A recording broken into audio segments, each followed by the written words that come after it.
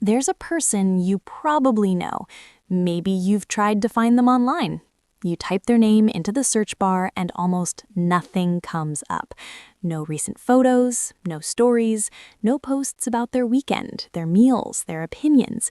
Their profile, if it exists at all, looks frozen in time. Your first instinct is probably to assume something. Maybe they're not interesting. Maybe they're old-fashioned. Maybe they just don't understand how the world works anymore. Or maybe, and this is the thought most people don't stay with long enough, maybe they understand it better than anyone else in the room. Because here's what most people don't realize. The person who isn't posting isn't absent. They're watching. They're building. And while the rest of the world is performing their life for an audience, this person is actually living one. Today, we're going to talk about the psychology of people who never post on social media, not because they can't, but because they've made a quiet decision that their attention is worth more than their visibility. And by the end of this video, you might realize that what looks like silence is actually one of the most powerful financial and psychological strategies in the modern world. Stay with me. We live in an era where presence equals proof. If you didn't post about the dinner, did you really go? If there's no story, no reel, no caption, did the moment even count? This logic has become so embedded in modern culture that people who opt out of it start to seem suspicious. At best, old-fashioned. At worst, like they have something to hide. Think about the last time you met someone who said, "I'm not really on social media." Did a part of you wonder why? Did you mentally file them as someone who doesn't have much going on? That's the first illusion we need to break. Because when you look at the behavioral patterns of people who have quietly built wealth, sustained focus, and developed real psychological stability, a disproportionate number of them are not on social media at all. Or if they are, they're observing, not broadcasting. The person who isn't posting isn't behind. In many ways, they're ahead. And the reason goes much deeper than productivity tips or minimalism trends.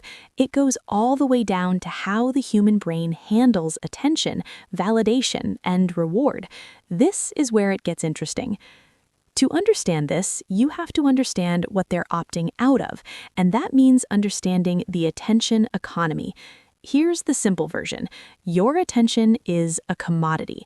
Every second you spend scrolling, reacting, consuming, that attention is being converted into advertising revenue for someone else.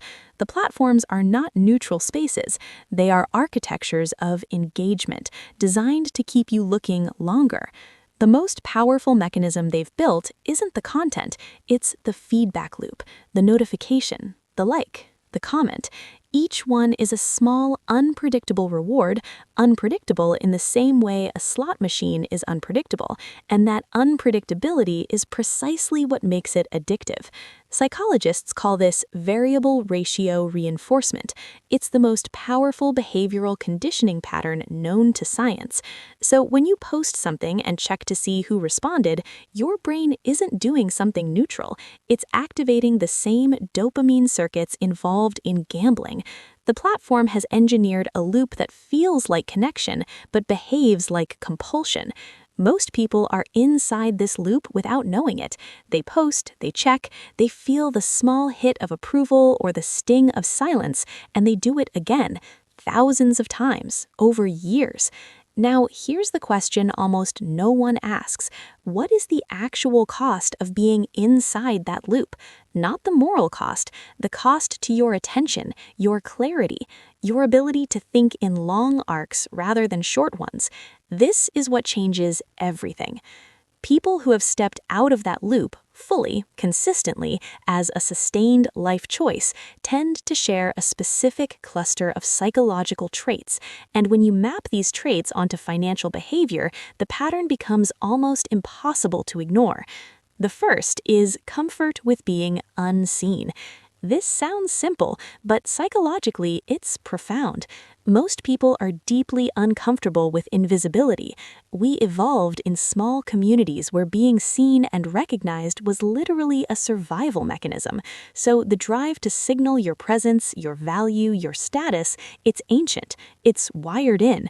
But here's the thing, that wiring is being exploited. The platforms know you're wired for visibility, and they've built their entire architecture around it. The person who has learned to sit quietly in their own life, unbothered by who is or isn't watching, that person has developed something close to a psychological superpower. Their sense of self doesn't require witnesses. The second trait is independence from external validation. This doesn't mean you don't care what people think. It means you don't require approval as a condition for action. You can make a decision, commit to it, and keep moving without needing someone to say, "Good job, you're on the right track."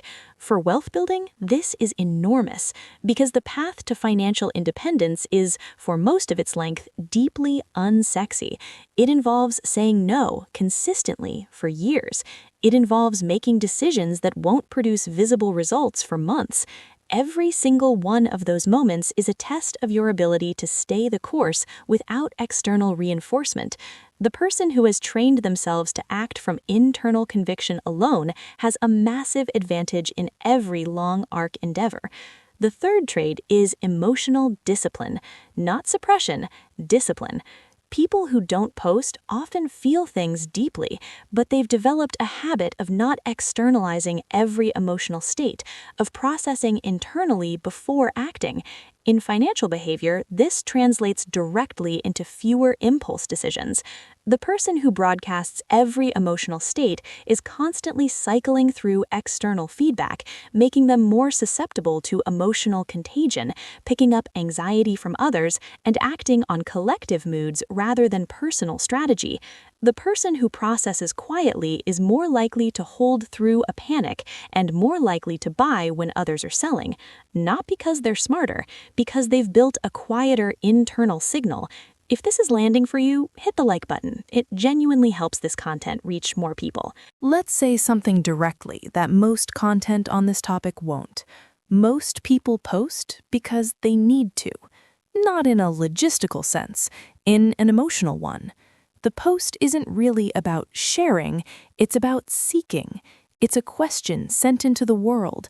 Am I okay? Am I interesting? Am I successful? Do I matter? And the likes and comments are the answer arriving back in fragments, in pulses, over minutes and hours. Think about the last time you posted something and it didn't get much response. That small, hollow feeling, that impulse to check again, that slight uncertainty about whatever it was you shared. Now think about the person who doesn't post at all, not because they have nothing to share, but because they stopped needing the answer. Or more precisely, because they found a way to answer the question themselves. Am I okay? Yes, I know because I finished what I said I was going to finish. I made the right call last month. I made progress today on something that matters, and I don't need anyone else to confirm that. That internal answer is quieter than a notification, but it's much more stable. And psychological stability is one of the most underrated drivers of long-term financial behavior. Here's what matters financially.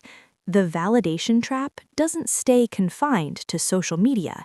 It bleeds into spending, into lifestyle choices, into financial decisions made not because they're smart, but because of how they'll look. Let's run a scenario. 2 people, same income, same city, same rough age.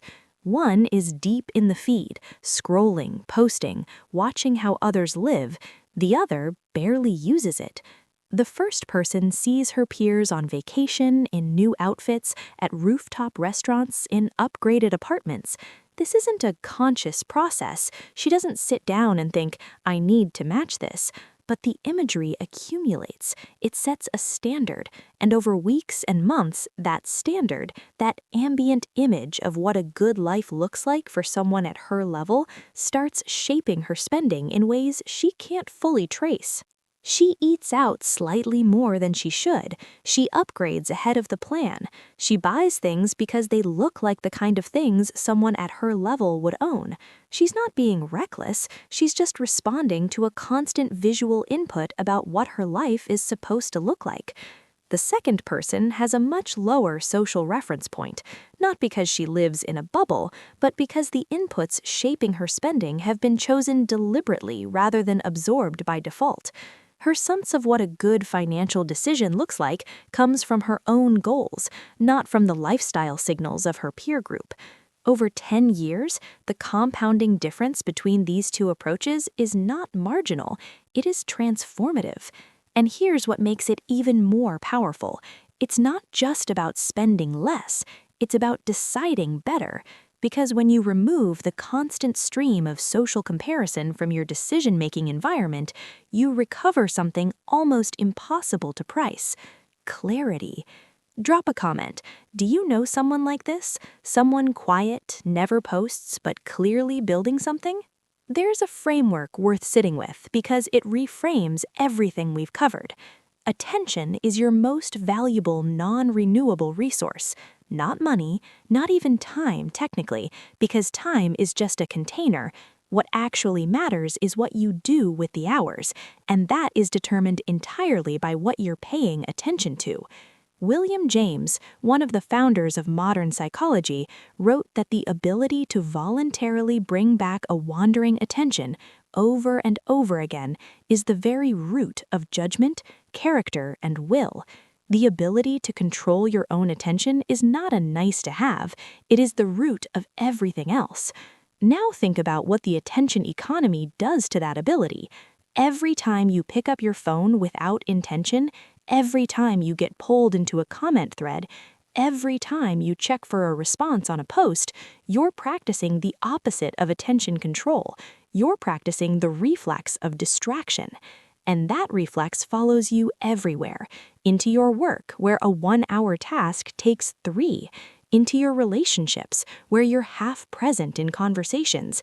Into your finances, where you make quick, reactive decisions instead of patient, strategic ones. The person who doesn't post isn't just protecting their time, they're protecting the quality of their thinking. Their attention isn't being auctioned off in small, constant increments. It's being reserved, directed, compounded. And compounded attention over the long term produces compounded results. This is where it all lands. Most people understand compound interest as a mathematical phenomenon, returns on your returns, exponential over time. But compounding isn't just financial, it's behavioral, it's psychological.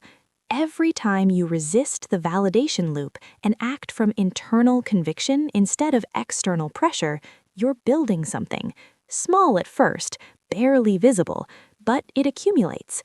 The muscle of internal validation exercised consistently grows stronger than the need for approval, and as it strengthens, it changes what you're capable of, the timelines you can think in, the discomforts you can tolerate, the decisions you can sustain. Every time you protect your attention, choosing focus over feed, you're building cognitive depth, and that depth compounds too. The clarity you build in one domain starts extending into others, and every year you spend outside the comparison loop is a year where your financial decisions are driven by your goals rather than your reference group. Intentional spending over a decade is a completely different number than reactive spending. The compound effect of the silent wealth trait is invisible in any given moment. That's the whole point. You don't see the savings rate quietly climbing. You don't see the investment account untouched through 3 market cycles. You don't see the business being built in the hours that used to go to content consumption. You just see someone who isn't posting, and you assume nothing is happening.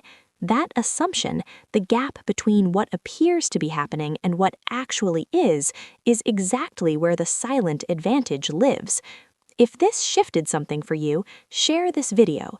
You might be surprised which person in your life it's really meant for. I want to close with something worth saying carefully. This isn't an argument that everyone should delete their social media. It's not a judgment on people who post. It's about the difference between using social media as a tool and being used by it as a mechanism, between posting with intention and posting from compulsion, between consuming content that builds your thinking and consuming content that simply occupies your attention so someone else can monetize it. The psychology of people who never post points to something most of us are never taught.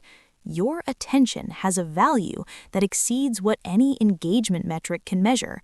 The person who is quiet online hasn't failed to participate in the world. They've chosen a different economy, one where the returns aren't measured in likes, where the asset being built isn't visibility, it's depth, clarity, and the compounding advantages of knowing exactly what you're doing and exactly why. Not posting isn't absence, it's a different strategy. And for the people who've chosen it, quietly, without announcing it, that strategy is building something the visible world won't see coming, until it's already done. If this resonated, I want to know, are you someone who barely posts? Have you started seeing that as something worth protecting rather than a limitation? Tell me in the comments. I read every single one. If you're new here, this channel is about the psychology behind real financial behavior, not formulas, the actual mental patterns that determine who builds wealth quietly over time and who doesn't. Subscribe if that's what you're here for. The next video goes deeper into the psychology of financial patience, why some people hold an investment for 10 years while others panic at the first dip, and what that difference is really about at the behavioral level. I'll see you there.